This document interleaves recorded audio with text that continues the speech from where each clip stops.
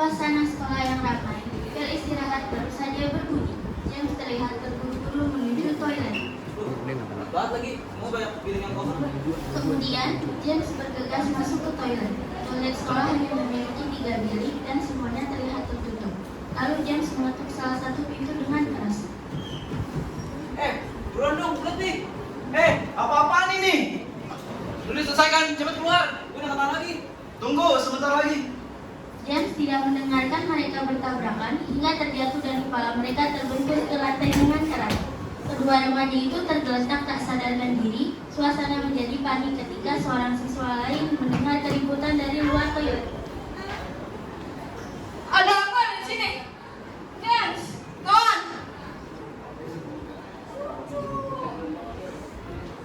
Kalau saya butuh ambulan, saya bisa bukan sini. Saya butuh ambulan. Ambulans pun datang dengan segera mengevakuasi mereka. Suara sirine ambulans terdengar mendekat. Ambulans berhenti di depan rumah sakit dan para medis membawa James dan Nolan yang tak sadarkan diri masuk ke IGD. Dr. Victor yang sedang bertugas pun segera mendekat. Kemudian, para medis menjelaskan bahwa 2 remaja terlibat pertengkaran dan terjatuh. Mereka mengalami benturan keras di kepala. Kondisi mereka kritis. Segera bawa ke IGD sekarang. Saya akan segera ke sana melakukan pemeriksaan. Para medis membawa James dan Nolan ke ruang perawatan darurat. Dr. Victor memeriksa kondisi mereka dengan cepat. Sementara itu, Ryan dan istri tiba di rumah sakit dengan terburu-buru dan tampak sangat cemas.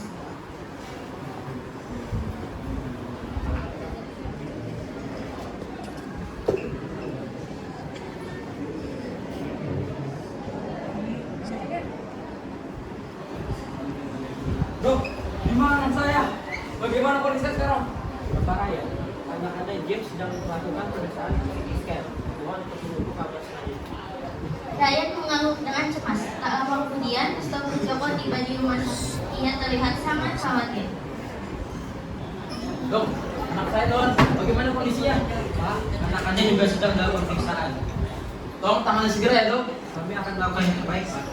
Tak berapa lama kemudian, Dr. Victor keluar dari ruang perawatan dan mendekati keluarga James dan Nolan.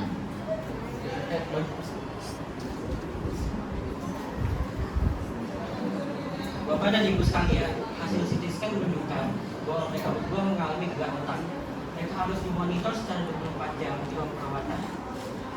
Suasana di rumah sakit semakin tegang setelah Dr. Victor memberikan penjelasan kepada keluarga tentang kondisi James dan Nolan. Ryan dan Lively mendekati Dr. Victor. Dr. Victor, saya tidak ingin anak saya dirawat di ruang perawatan biasa. Pindahkan ke ruang VIP segera. Ya, anak kami butuh perawatan yang lebih baik. Kami tidak bisa membiarkan dia di sini. Kondisi James dan Nolan sama-sama serius. Mereka harus mendapatkan perawatan yang sama.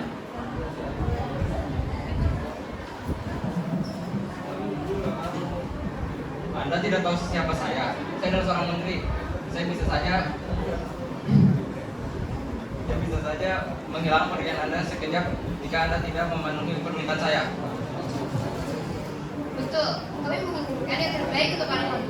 Ini bukan permintaan, ini perintah. Dr. Victor tetap tenang meski merasa tertekan. Tuan dan Junior Alex, kami tetap harus memastikan bahwa semua pasien kami harus dapat mendapatkan perawatan yang sama. Dan itu semua sabar. Ryan mendekati Dr. Victor dengan marah dan menarik keras jasnya.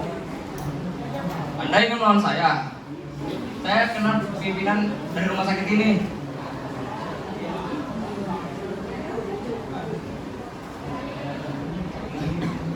Anda akan hilang pekerjaan dalam sekejap. Dr. Joko yang mendengar keributan itu berusaha melerai. Pak Menteri, tolong dengan semua ini. Kita semuanya ini yang terbaik untuk anak-anak kita. Diam kau rakyat jelata. Ini urusan orang penting. Kamu tahu apa? Dr. Victor pun tetap berusaha tenang meskipun merasa tertekan oleh ancaman Ryan. Pak, saya mengerti kekhawatiran Anda, tapi semua pasien harus mendapatkan perawatan yang sama sesuai dengan prosedur. Ryan semakin marah dan menekan Dr. Victor lebih keras. Ini perintah terakhir saya. Pindahkan anak saya ke ruang VIP segera, atau saya pastikan Anda akan kehilangan pekerjaan dalam sekejap. Dr. Victor merasa tidak punya pilihan lain selain mengalah demi keselamatan pekerjaannya dan keamanan pasien. Baiklah Pak, saya akan memindahkannya ke ruang VIP. Tapi saya harap Anda tahu bahwa ini bukan keputusan baik secara umum. Terima kasih dokter. Kami tahu Anda akan mengerti. Dr. Victor menghela napas panjang dan memberi instruksi kepada perawat untuk memindahkan James ke ruang VIP. Christopher Joko hanya bisa melihat situasi ini dengan perasaan campur aduk antara kesal dan putus asa. Ruang VIP rumah sakit, James terbaring di ranjang. Wak Sri Yanti, ART keluarga baru saja tiba. Dengan cepat setelah menerima berita dari Rai, membawa beberapa makanan dan perlengkapan perawatan.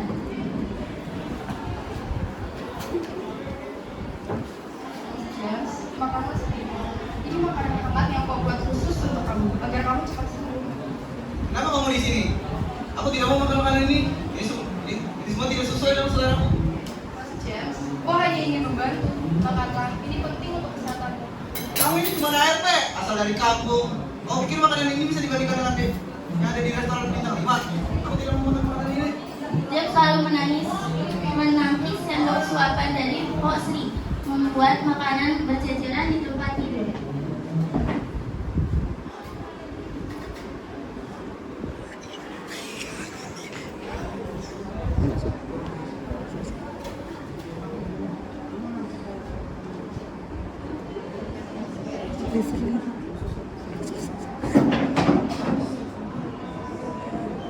Di suatu ruang perawatan yang lain, Nolan terbaring lemah di ranjang. Sementara Christopher Joko ayah Nolan duduk di sampingnya dengan penuh kesedihan. Christopher tampak sangat tertekan, matanya penuh air mata. Maafkan Bapak Nolan, Bapak tidak bisa memberikan yang terbaik yang untuk kamu lakukan. Jangan bilang begitu, Bapak.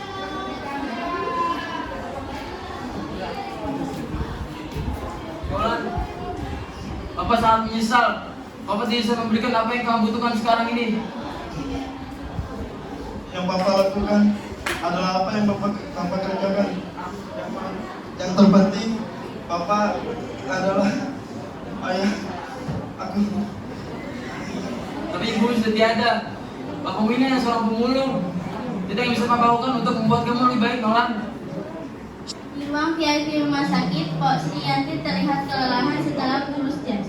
Dia duduk di kursi dekat ranjang James, mencoba beristirahat. Diberi mata tegas dan terlihat sangat marah.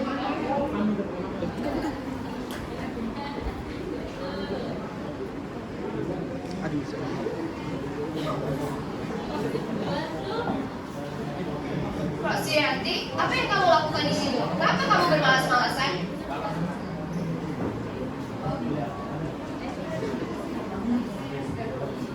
Ruang administrasi rumah sakit, Ryan dan Rivoli sedang berdiri di meja administrasi dengan petugas administrasi. Sementara itu, Christopher Joko terlihat berada di sudut ruangan.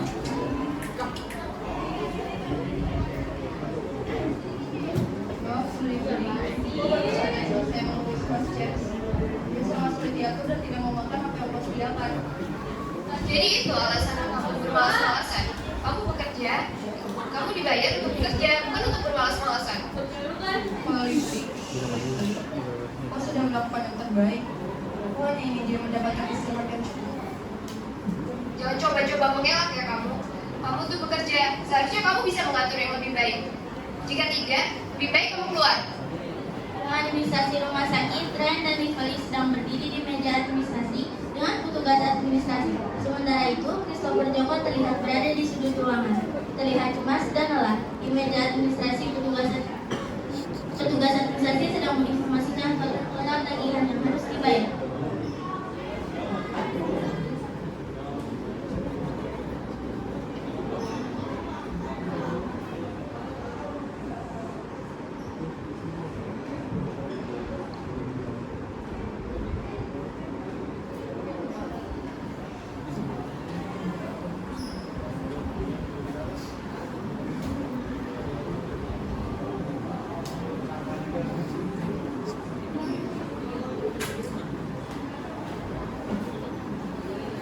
Tidak masalah, saya akan membayar semua tagihan ini, asalkan perawatan untuk anak saya dilayani dengan terbaik.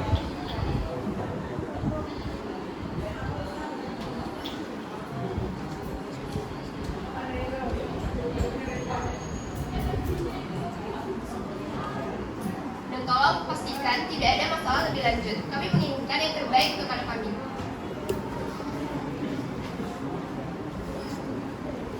Kemudian, petugas administrasi langsung memproses pembayaran itu. Christopher Joko mendekati meja administrasi, membuat dokumen-dokumen terkait BPJS. Ia terlihat khawatir dan frustasi.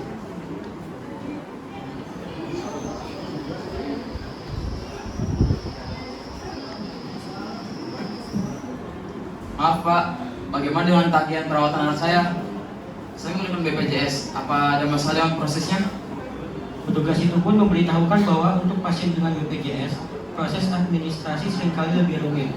Dokumen tambahan dan verifikasi diperlukan, dan beberapa layanan mungkin tidak langsung tersedia tanpa pembayaran tambahan. Tolong tangani anak saya segera ya, Dok. Meski Christopher Joko dalam keadaan yang tertekan dan membutuhkan bantuan segera, prosedur administratif tetap menghambat akses ke perawatan yang cepat. Ryan dan Lively terlihat puas dengan proses administrasi mereka, sementara Christopher Joko hanya bisa berdiri di sudut ruangan merasa frustasi dan putus asa.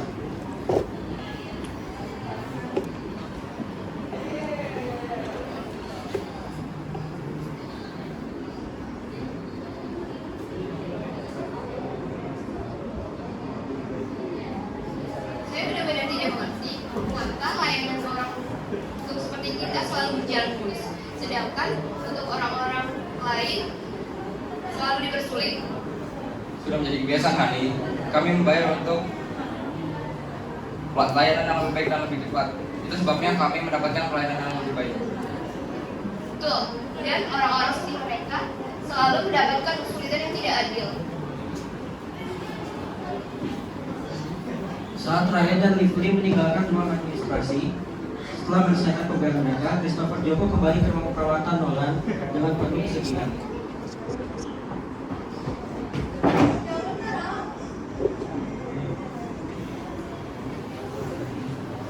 Maafkan Bapak Nolan, Bapak akan berusaha semaksimal mungkin untuk membuat kamu sembuh. Dalam keramaian rumah sakit, kisah dua keluarga ini mencerminkan ketidakadilan yang mendalam dalam sistem sosial dan kesehatan. Ryan dan Lively dengan kekuasaan dan kekayaan mereka memperoleh perawatan yang terbaik berkat status VIP mereka. Sementara Christopher Joko yang berjuang keras sebagai seorang pemulung terpaksa berhadapan dengan birokrasi yang memperlambat akses terhadap perawatan yang sangat berguna untuk anaknya Nolan.